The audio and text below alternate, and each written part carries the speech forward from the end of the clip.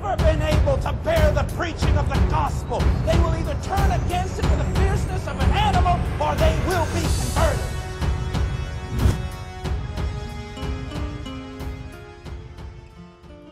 Vamos a Romanos capítulo 3.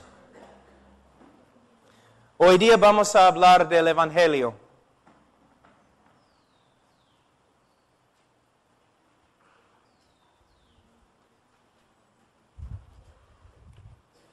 Romanos 3:23, por cuanto todos pecaron y están destituidos de la gloria de Dios. Hablamos ayer un poco acerca de este texto, ahora vamos a avanzar al versículo 24. Siendo justificados gratuitamente por su gracia mediante la redención que es en Cristo Jesús. Dios dice que Él justifica gratuitamente a los pecadores. Dios justifica al pecador. Justificación, el verbo justificar, ¿qué significa? Es muy importante. El momento que una persona cree en el Señor Jesucristo, Dios le justifica. No significa que Dios le hace justo, porque todavía el creyente peca, entonces no es perfectamente justo. Lo que significa es que cuando una persona cree en el Señor Jesucristo, Dios declara que esta persona ante Él legalmente es justo. Dios perdona todos sus pecados y declara legalmente que esta persona ante Él es justa. Nosotros usamos la palabra, en inglés es una declaración forensic. No sé si ustedes usan la misma palabra, una declaración forénsica o legal.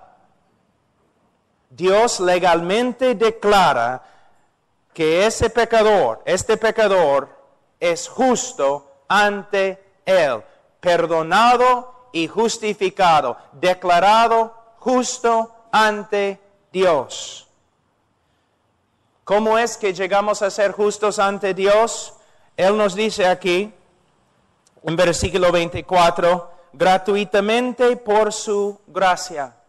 Esta es la diferencia entre el cristianismo y todas las demás religiones. Como dije hace 6 meses acá, vamos a decir que estamos entrevistando a un musulmán y le preguntamos, Señor, si usted muriera ahora mismo, ¿dónde iría? El musulmán va a decir, bueno, yo voy a ir al paraíso. ¿Por qué? Él va a decir, porque soy un hombre justo.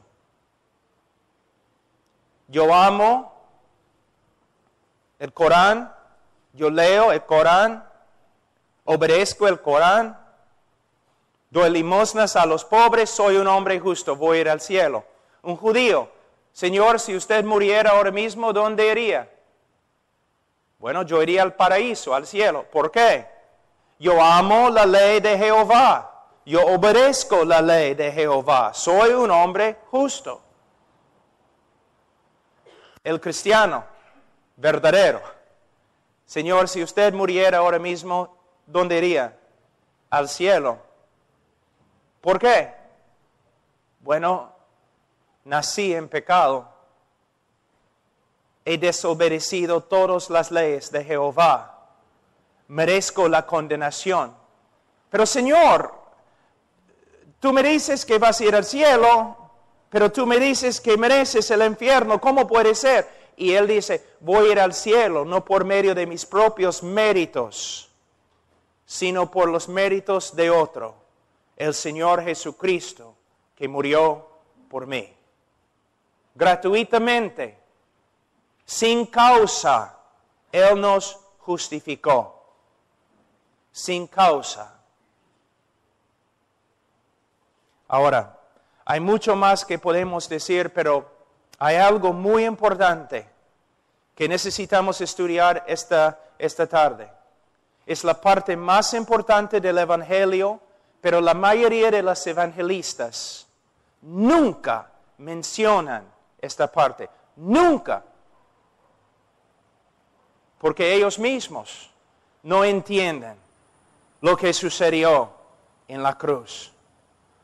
¿Por qué tuvo que morir Cristo? ¿Por qué? Por causa de nuestro pecado, pero no hemos contestado la pregunta. ¿Por qué tuvo que morir? Vamos a Proverbios 17.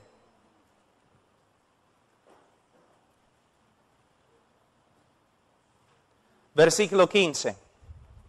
Es el problema más grande en la Biblia y la razón por la cual Cristo murió. Proverbios 17, 15.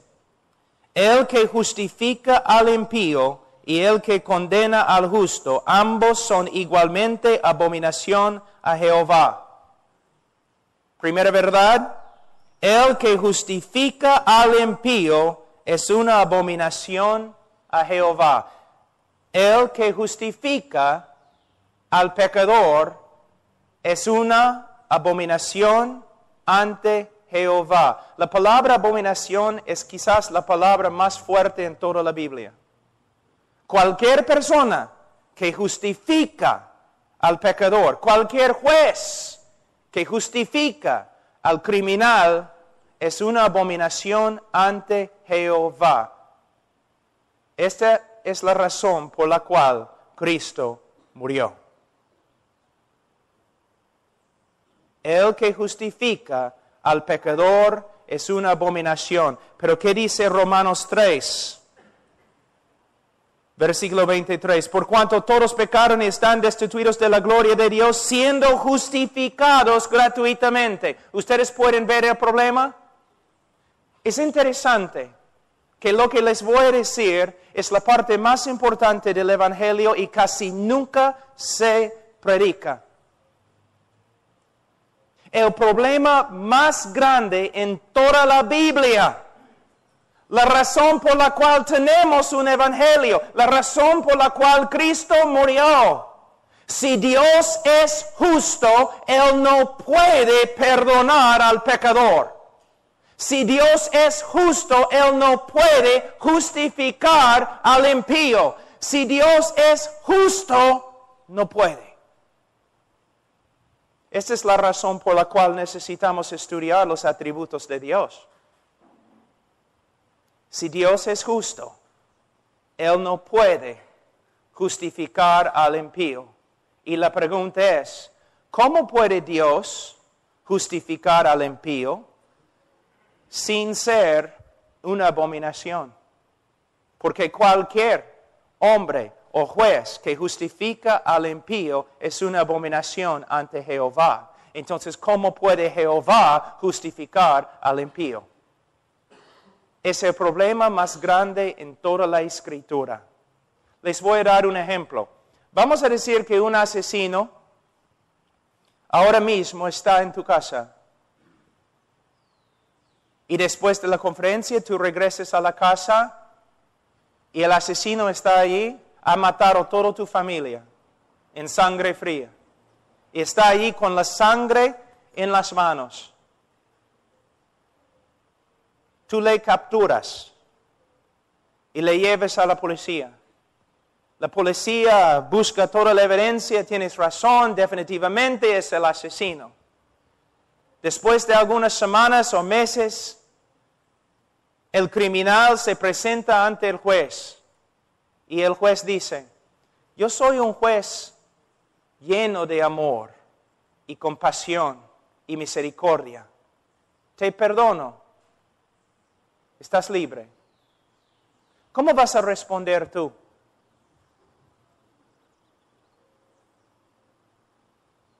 Vas a declarar no es justo. Vas a escribir los periódicos. Vas a estar ahí en la televisión. Vas a escribir cartas al presidente del Perú diciendo que hay un juez que es peor que los criminales que él libra. Es una abominación, no debe ser. Es corrupto y sinvergüenza. Porque el juez tiene que hacer justicia, es su trabajo. ¿Ustedes están de acuerdo que un juez que haría tal cosa es una abominación? Entonces, ¿cómo puede Dios justificar al impío? A veces yo he escuchado evangelistas diciendo lo siguiente: en vez de ser justo contigo, Dios te ha perdonado. ¿Sabe lo que están diciendo? Que Dios es injusto. En vez de ser justo contigo, siendo injusto, Dios te perdonó. No, hermanos. Dios tiene que ser justo y a la vez perdonar. La pregunta es, ¿cómo puede hacerlo? ¿Cómo puede Dios hacerlo? Este es el Evangelio.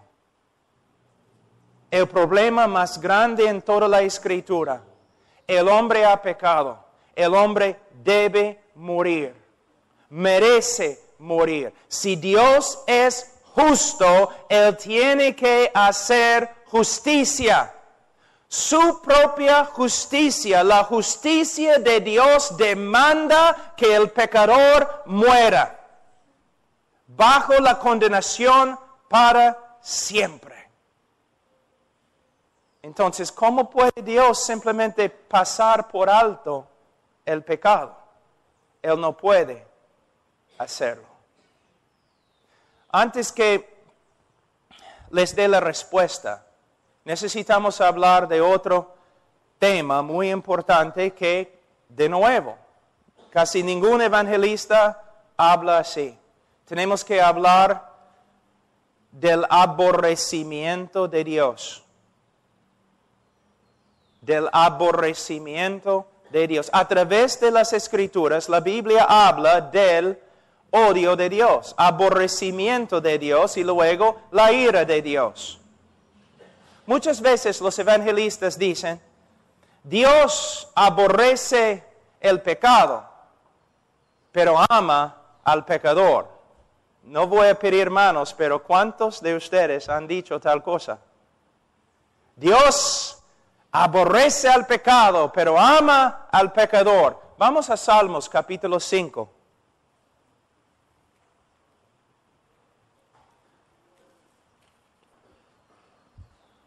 Salmos capítulo 5, versículo 5.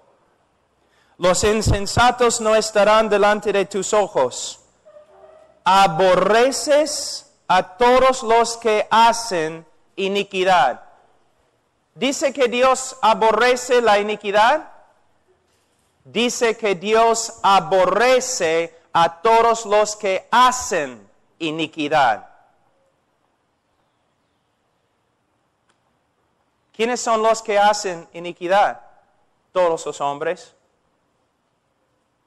Tú me dices, pero Pablo, la Biblia dice en Juan 3:16, porque de tal manera amó Dios al mundo y el mundo está lleno de pecadores. Sí, hermanos, Juan 3:16 está en las Escrituras, pero también Salmos 5:5.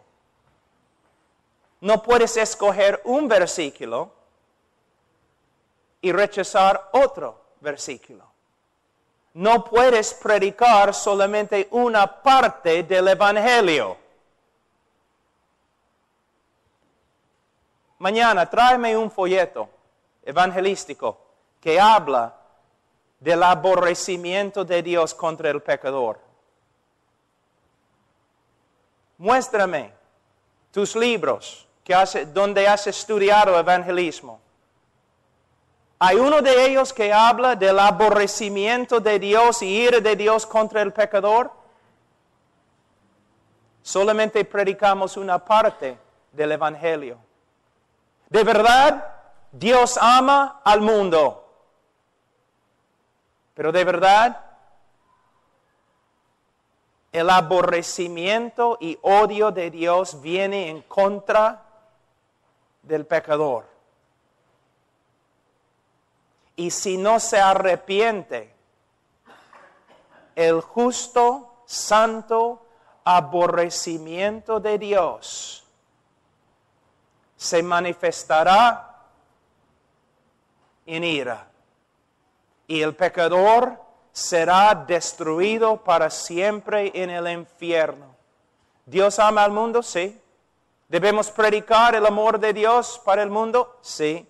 Pero también debemos advertir a los hombres que todos los hombres nacen pecadores, todos los hombres nacen condenados y todos los hombres están bajo la ira de Dios y de una forma justa y santa el aborrecimiento de Dios es contra los pecadores. Algunas personas me han dicho, pero Pablo, Dios es amor, por eso Dios no puede odiar. Yo digo, no, Dios es amor, por eso tiene que odiar. ¿Qué? Una pregunta. ¿Amas a los judíos? Debes amar a los judíos. Entonces tienes que odiar el Holocausto en Alemania. ¿Amas a los niños? ¿Sí? Yo sí. Entonces tienes que odiar, aborrecer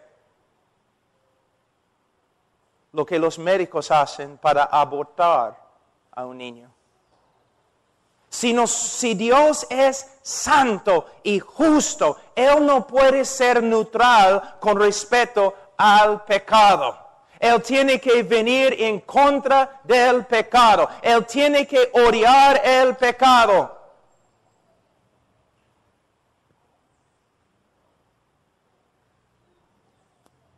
¿Qué pasa si un hombre mata a varias personas inocentes? Y tú lees la historia en el relato en el periódico y no te enojas, no te molesta, no tienes ningún problema con lo que él ha hecho, entonces tú eres peor. Tú eres tan malo como él. Pero Dios es santo. Él está en contra del pecado. Y su ira, y su odio, y su aborrecimiento vienen en contra del pecador. Y tenemos que entender esta verdad bíblica que se ha perdido. Dios no es neutral con respecto al pecado. La evidencia, ¿han leído el Antiguo Testamento? Dios viene en juicio contra las naciones. ¿Has leído el libro de Apocalipsis? El juicio de Dios viene en contra de las naciones. Pero el problema es, ¿por qué el juicio de Dios no viene en contra de ti? Porque nosotros también éramos antes hijos de ira y hijos del diablo. Pecadores, rebeldes.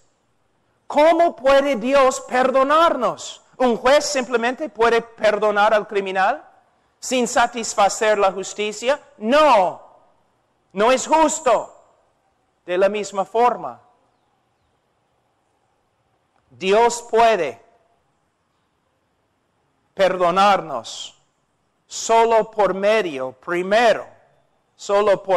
de satisfacer su propia justicia. Dios tiene que ser justo mientras salva. Y el amor de Dios es un amor justo. Y un evangelista que dice, en vez de ser justo contigo, Dios te ha perdonado, aunque no lo sepa, está blasfemando a Dios. Está diciendo que Dios ha sido injusto en perdonarte. Dios tiene que satisfacer su justicia. Su justicia demanda que tú mueras. Ahora, algo muy importante. Voy a tratar de explicarlo en español. Es un poco difícil, pero cuando yo digo que Dios tiene que satisfacer la justicia antes de perdonarte, no estoy diciendo que hay una regla de justicia más alta que Dios que Él tiene que satisfacer. No. Estoy diciendo que dentro de Dios, Uno de los atributos de Dios es justicia. Otro atributo de Dios, amor. Dios no puede negar su justicia para perdonar al pecador. Dios tiene que satisfacer su justicia. Es un Dios perfecto, no es inconstante. Es perfecto en todos sus atributos. Entonces, para perdonarte, Él tiene que satisfacer su justicia. Su justicia demanda la muerte del pecador. Para satisfacer las demandas de la justicia, alguien tiene que morir en el lugar del pecador. Y con su muerte, Él satisface la justicia de Dios. Y solo entonces es posible que Dios perdone al pecador. Ahora, tenemos aquí en versículo 3, versículo 25. Hablando de Cristo, dice, a quien Dios puso como propiciación. Propiciación. Probablemente la palabra más importante en toda la Biblia. Evangelista, ¿puedes darme una definición de propiciación? Es la palabra más importante en la Biblia con respecto al evangelismo. ¿Puedes decirme lo que es propiciación? Propiciación es un sacrificio que satisface la justicia de Dios. Y por medio de este sacrificio, Dios puede ser justo y a la vez perdonar y justificar al impío. Es un sacrificio que satisface la justicia de Dios y calma la ira de Dios contra el pecador. La propiciación es Cristo, solo Cristo. Ahora, para hacer una propiciación, Cristo, el Hijo de Dios,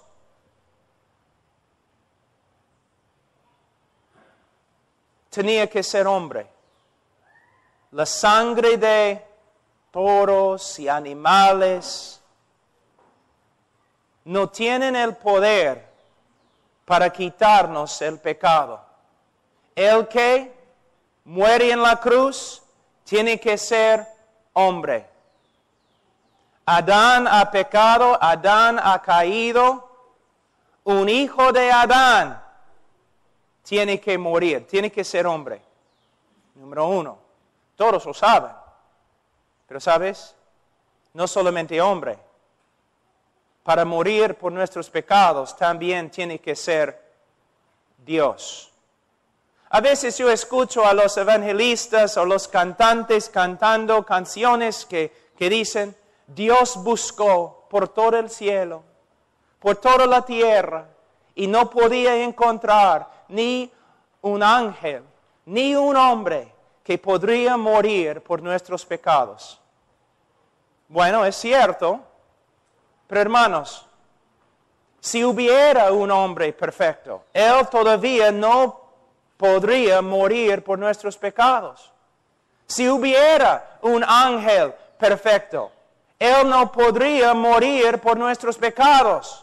Porque para morir por nuestros pecados, el sacrificio no solamente tiene que ser hombre, sino también tiene que ser divino. Tiene que ser Dios. ¿Por qué? Algunas razones. Número uno. ¿Qué dice Jonás? La salvación es ¿de quién? De Jehová. Y él no comparte este título o este oficio con nadie. La salvación es de Jehová. No de un hombre perfecto, no más. No de un ángel perfecto. De Jehová. Por esta causa, la doctrina de los testigos de Jehová es una abominación.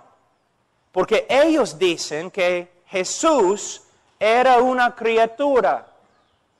Si Jesús es una criatura, entonces una criatura murió por nosotros. Una criatura ahora lleva el título de Salvador y Dios dice que no comparte este título con nadie. Y adoramos a una criatura como Salvador. Blasfemia. No solamente tiene que ser hombre, tiene que ser divino. Otra razón.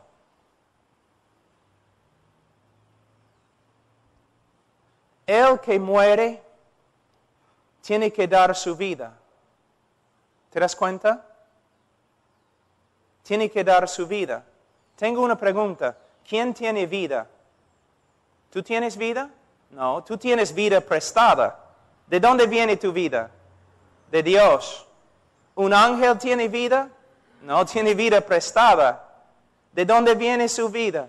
De Dios. Solo Dios tiene vida.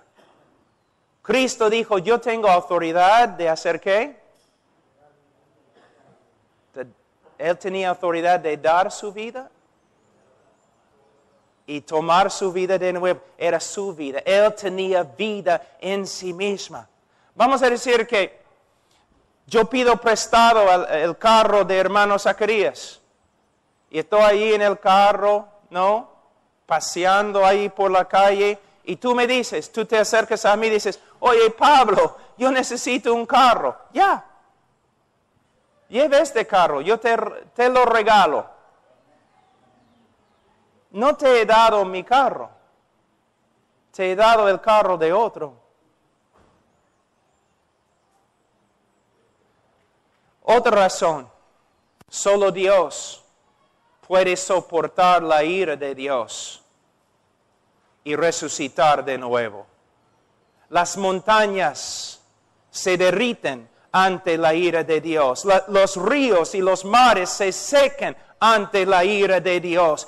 El que murió en la cruz murió bajo la ira de Dios. ¿Quién puede soportar tal cosa? ¿Quién puede sobrevivir tal cosa? Solo Dios. Pero al final, y el punto más importante,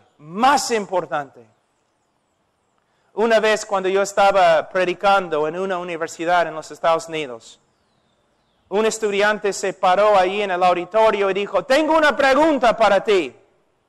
Bueno, dime.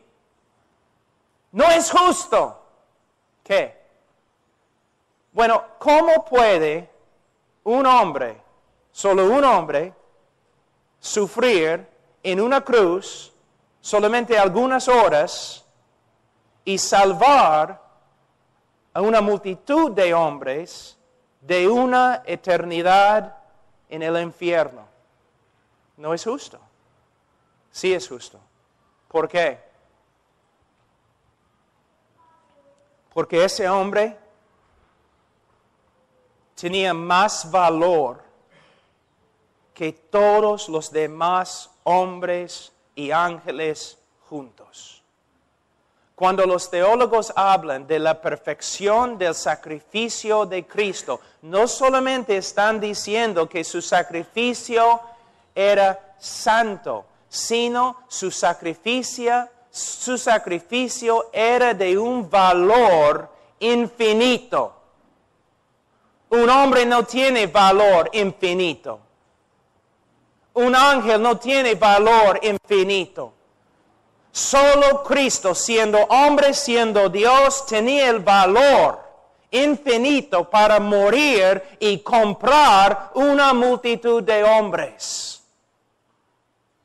Por eso es necesario que la propiciación sea hombre y la propiciación sea divino, sea Dios. Cristo murió por nosotros. Pero ¿cómo murió? Hace años yo estaba en Europa, yo estaba dando una conferencia, creo que en Rumania o Moldavia o un sitio así, enseñando en un seminario de los alemanes.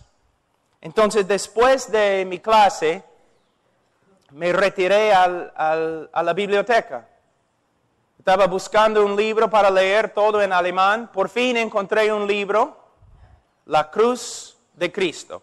No de Juan Stott, sino de otro autor. La Cruz de Cristo. Entonces bajé el libro, empecé a leer. Eso es lo que él dijo. Cuando Cristo estaba en la cruz, el Padre le miró y el Padre vio todo lo que él, el Hijo, sufrió a las manos de los romanos y los judíos. El Padre vio toda la aflicción causada por los romanos y los judíos, y el Padre consideró esto como la paga de nuestro pecado. ¿Me escuchaste? Es herejía. ¿No te das cuenta? Mira, de nuevo. Cuando Cristo estaba en la cruz, el Padre miró a su Hijo y Él vio toda su angustia y toda la aflicción de Cristo causado por los romanos y los judíos, los clavos y la lanza y corona de espina y todo lo demás, y Él consideró este sufrimiento como paga de nuestro pecado. Tú dices, sí, herejía.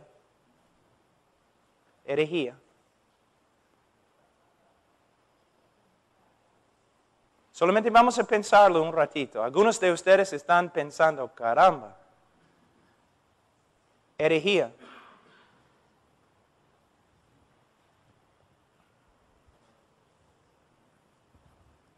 ¿Por qué? Isaías 53, versículo 10.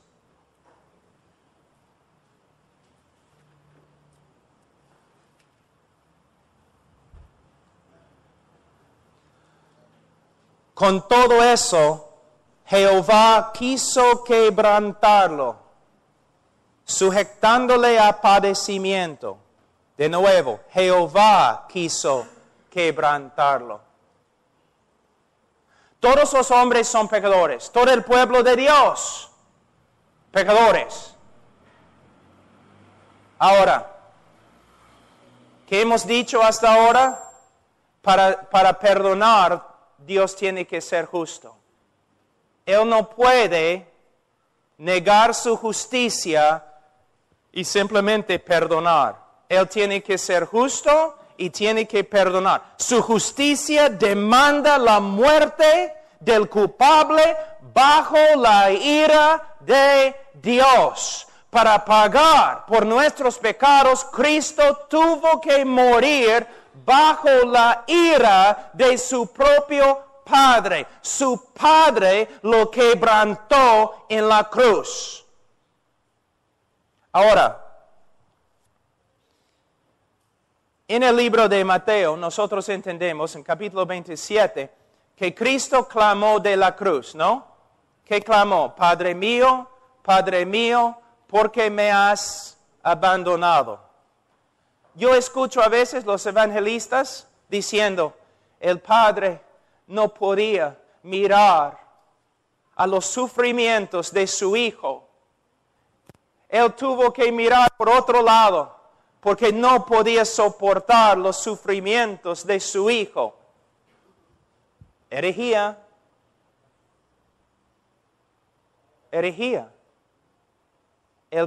No es lo que Cristo dice. Cristo dice que su Padre le abandonó. La palabra también se traduce desamparó. ¿Por qué? Dios es santo y no puede mirar al pecador. Y en la cruz, el Santísimo Hijo de Dios llevó el pecado de su pueblo. y Él llegó a ser pecado. Y el Padre, siendo santo no más, podía mirar a su propio Hijo. Vamos a Salmos 22.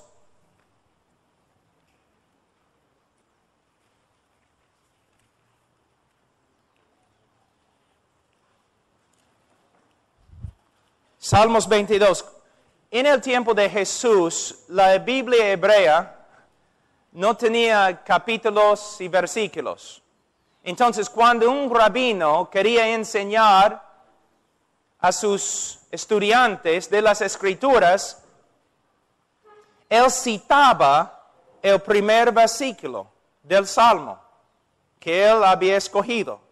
Y todos los discípulos sabían, él citó el primer versículo de Salmos 63 o 44. Entonces, cuando Jesús, el gran maestro, el rabino, gritó de la cruz, Padre mío, Dios mío, ¿por qué me has desamparado? Todos los fariseos se asustaron, empezaron a temblar, porque ellos sabían que Jesús estaba diciéndoles, miren, Salmos 22. Si ustedes quieren saber lo que está pasando aquí, miren, Salmos 22. ¿Qué dice? Versículo 1. Dios mío, ¿por qué me has desamparado? ¿Por qué estás tan lejos de mi salvación y de las palabras de mi clamor? Dios mío, clamo de día y no respondes, y de noche y no hay para mí reposo. Podemos ver su angustia. Ahora en versículo 4 vemos su argumento. En ti esperaron nuestros padres, esperaron y tú los libraste. Clamaron a ti y fueron librados. Confiaron en ti y no fueron avergonzados. Padre, en toda la historia del pueblo de Israel, siempre, cuando uno clamaba a ti, tú respondías con salvación. Pero yo, tu hijo, estoy aquí clavado a una cruz y clamo a ti y no respondes. ¿Por qué? La respuesta, versículo 3. Pero tú eres santo, versículo 6. Mas yo soy gusano y no hombre, oprobio de los hombres y despreciado del pueblo. El Santísimo Hijo de Dios llevó nuestro pecado. Y su Padre, siendo santo, lo desamparó. Vamos a los folletitos que usamos en el día de hoy, ¿no? Dios está acá, el hombre está acá, hay un abismo entre los dos. Por causa del pecado hay una separación tremenda. Dios es santo, el hombre pecador. Bueno, ¿cómo vamos a cerrar la separación? ¿Cómo vamos a unir los dos? Alguien tiene que morir separado de la presencia de Dios, desamparado de Dios. Dios es santo, el hombre es pecador, por eso el hombre está desamparado por Dios, separado de Dios, es lo que decimos, es verdad, pero para cerrar el abismo, alguien tenía que morir llevando nuestro pecado, desamparado por Dios.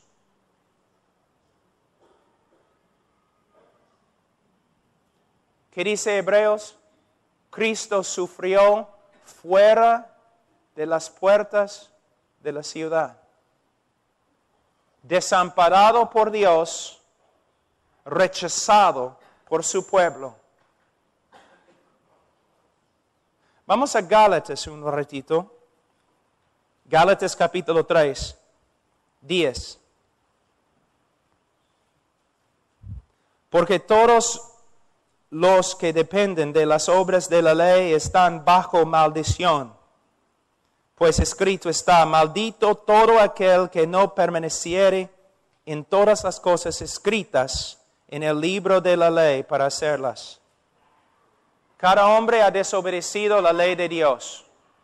cada hombre inconverso, y nosotros también antes de nuestra conversión, todos los hombres están bajo una maldición. ¿Qué significa?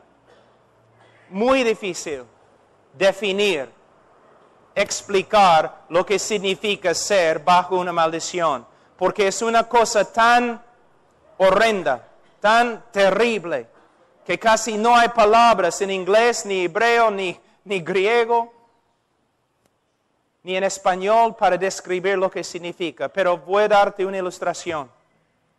Por causa de su pecado, por causa del pecado del hombre, en el día de juicio, el hombre inconverso, en su pecado todavía, la última cosa que él va a escuchar cuando toma su primer paso al infierno, cuando entra en el infierno, la última cosa que él va a escuchar es toda la creación parada en pie, aplaudiendo a Dios, porque Dios le ha condenado y le ha mandado al infierno. ¿Me entienden, hermanos? ¿Me entienden? ¿Mi español ya se entiende? Así el hombre es tan horrible. Es lo que significa estar bajo una maldición de Dios. Que todo el cielo, cuando el pecador se lanza al infierno, toda la creación aplaude a Dios por causa de su justicia. Es lo que significa estar bajo una maldición. No hay nada peor. Ahora, versículo 13. Cristo nos redimió de la maldición de la ley, ¿cómo? Hecho por nosotros maldición. No entiendes este versículo, yo tampoco, porque si nosotros entendiéramos este versículo, estaríamos llorando en ese momento. Cristo nos redimió de la maldición de la ley. ¿Cómo? Por medio de llegar a ser una maldición ante su propio Padre. Todo el pecado que te debe condenar bajo la ira de Dios para toda la eternidad, Cristo llevó en la cruz. Y su Padre lo miró y lo desamparó. Él tenía que morir, pero él tenía que morir fuera de la presencia favorable de Dios, cortado de Dios, abandonado, desamparado, a solas con nuestro pecado en nuestro lugar. Pero ¿qué más? En los evangelios entendemos que Cristo antes de la cruz estaba en un huerto, Getsemaní. Y allí en el huerto lloró: Padre, esta copa que pase. 3 veces, con tanta angustia que estaba sudando gotas de sangre.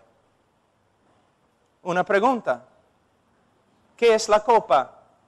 De nuevo, a veces escucho a los predicadores y los evangelistas diciendo: bueno, la copa era la cruz, ¿no? Los clavos y el látigo y la corona y la persecución de los hombres. No.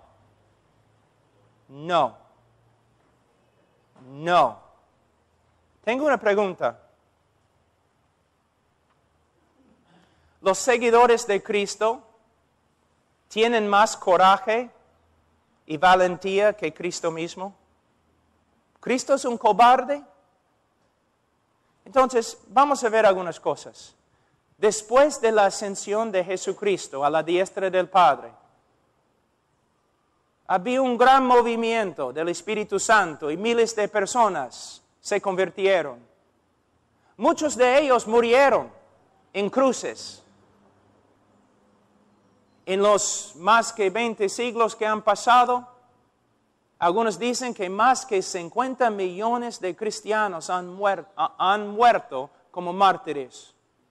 A través de la historia, los libros, relatos que tenemos acerca de ellos, muchos de ellos iban a la cruz cantando himnos con gozo.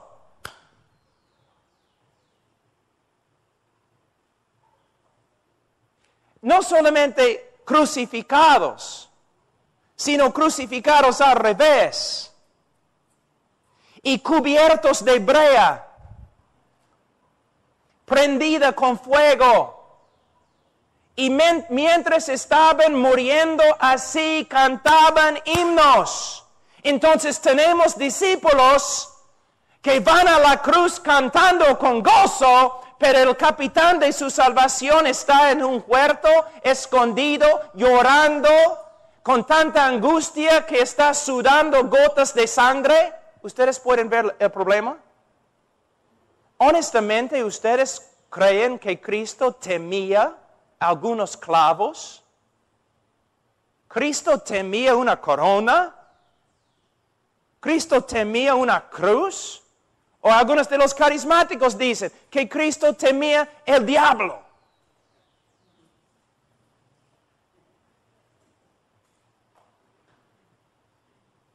Yo te digo lo que causó la angustia. La copa. A través del Antiguo Testamento, especialmente en el libro de Salmos y Jeremías. Sí, voy a resumir un montón de textos en una pequeña frase. Dios básicamente dice así: por causa de la rebeldía de las naciones y la iniquidad de los pueblos, yo voy a darles la copa de mi ira. Y van a beberla a la fuerza. Y van a morir. ¿Qué estaba dentro de la copa? La ira de Dios. La furia de Dios contra ti. Alguien tenía que morir bajo la ira y la furia de Dios para apaciguar su ira contra nosotros. Es lo que sucedió a Cristo. De nuevo, en Isaías 53.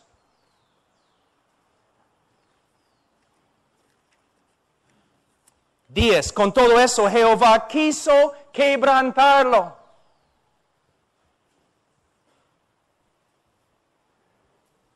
Dios quebrantó, aplastó, hizo sufrir hasta la muerte a su propio Hijo. Por causa de nuestro pecado, nosotros debemos morir bajo la ira de Dios en el infierno para siempre. Para perdonar a los culpables y todavía ser justo, el Hijo de Dios tuvo que morir en nuestro lugar bajo el castigo nuestro. Separación de Dios y la ira de Dios.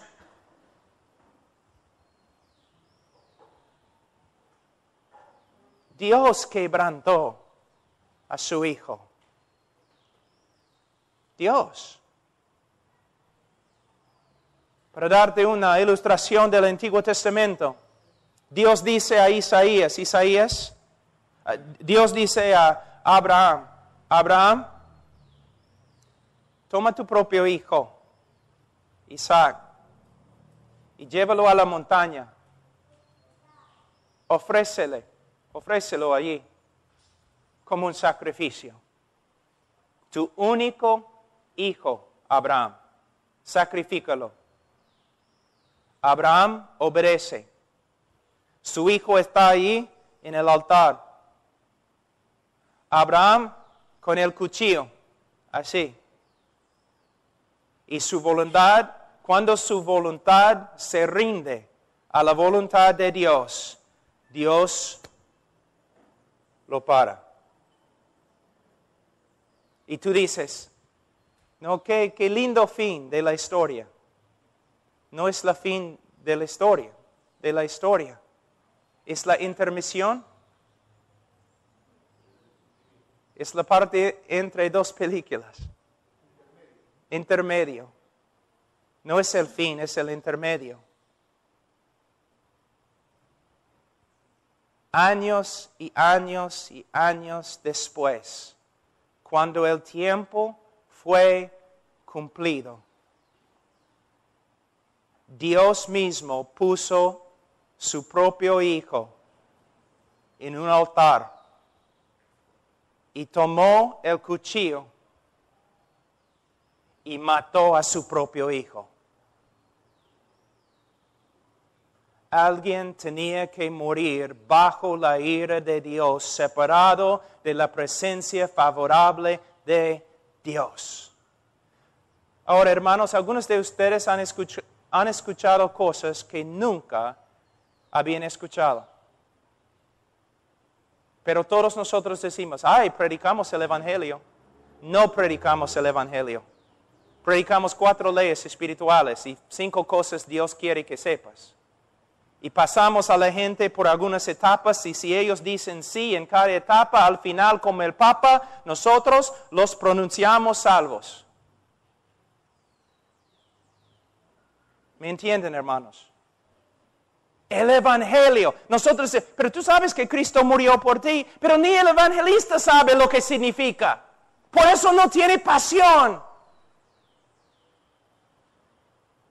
Mira lo que ha sucedido. Mira lo que Dios ha hecho por nosotros. Su propio Hijo ofreció. Él desamparó a su propio Hijo. Él quebrantó a su propio Hijo.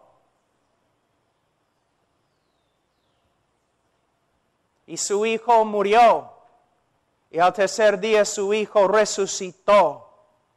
Su resurrección es muy importante, solamente un texto, Romanos capítulo 4, versículo 25, el cual fue entregado por nuestras transgresiones y resucitado para nuestra justificación. La preposición acá sería mejor traducida, el cual fue entregado por nuestras transgresiones y resucitado por causa de nuestra justificación. Y lo que significa es lo siguiente: cuando Dios resucitó a su propio Hijo de la muerte, Él estaba dando una señal pública que su sacrificio fue suficiente para pagar por todos los pecados de su pueblo. Y ahora podemos ser justificados porque Cristo y su obra son perfectas. Es la declaración de Dios que sí, su muerte, su sufrimiento fue suficiente. Y Cristo resucitó y ascendió a la diestra de su Padre. Él es Rey de reyes, Señor de señores y el único Salvador. Y ahora, la invitación no es, ahora, si quieres una vida mejor, ¿no te gustaría repetir esta oración y pedir a Cristo que entre en tu corazón? ¿Pueden ver cuán horrible está la invitación? No, la invitación bíblica es para la gloria de su Hijo, para el beneplácito de su Hijo, para el gozo, el honor de su Hijo. Dios demanda que todos los hombres se arrepientan y crean en el Evangelio. No importa lo que te cueste. Yo creo que los predicadores en el día de hoy de verdad creen que Cristo y su muerte no tienen mucho valor. Porque ellos dicen, mira, Cristo murió por ti. Si vienes a Él, Él va a arreglar tu vida. Debes venir a Él si no arregla tu vida. Debes venir a Cristo porque Él va a ayudarte económicamente. Debes venir a Cristo aunque mueras en pobreza, porque Él es digno.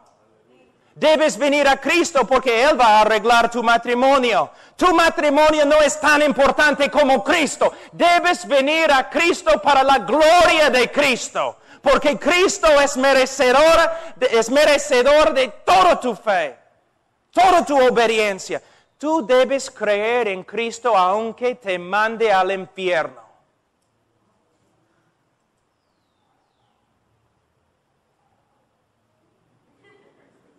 Es verdad.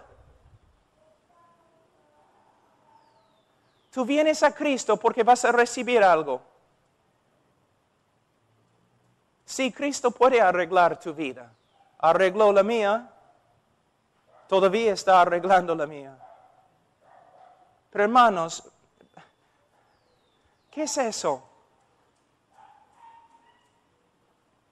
Nuestra manera de ofrecer a Cristo a los hombres deshonra a Dios.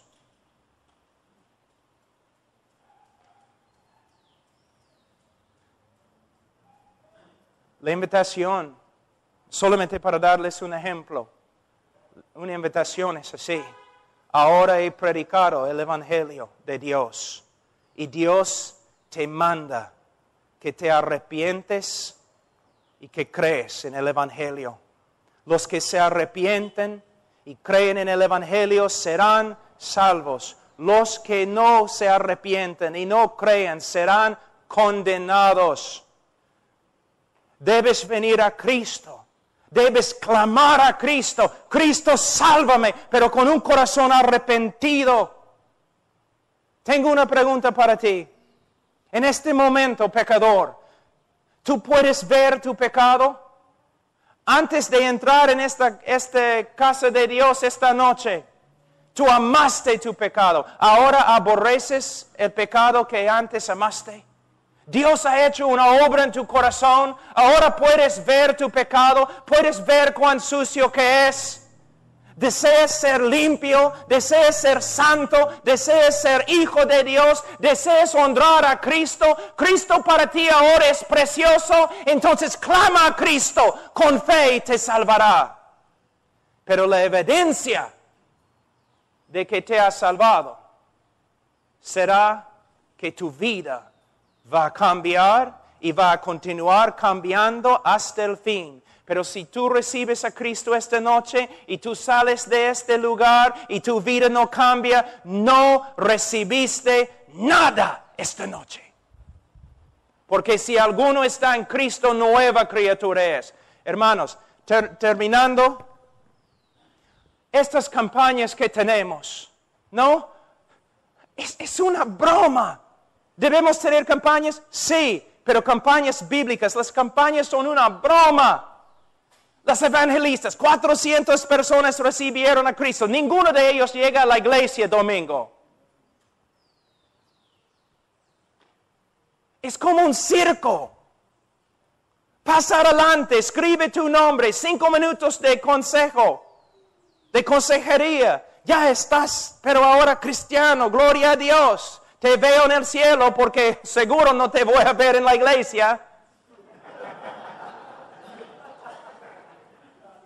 El problema aquí en Perú, en los Estados Unidos, no son los políticos y las autoridades corruptas. El problema en Perú y el problema en los Estados Unidos son los predicadores, que predican un evangelio no bíblico y dan una invitación no bíblica, y como el Papa, ellos están dando seguridad a los incrédulos.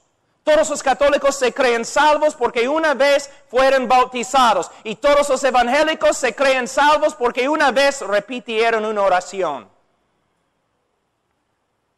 Piénsenlo. We were made for greater things than these. Your child is the king, nothing on this earth can touch. I want the power of God on my life.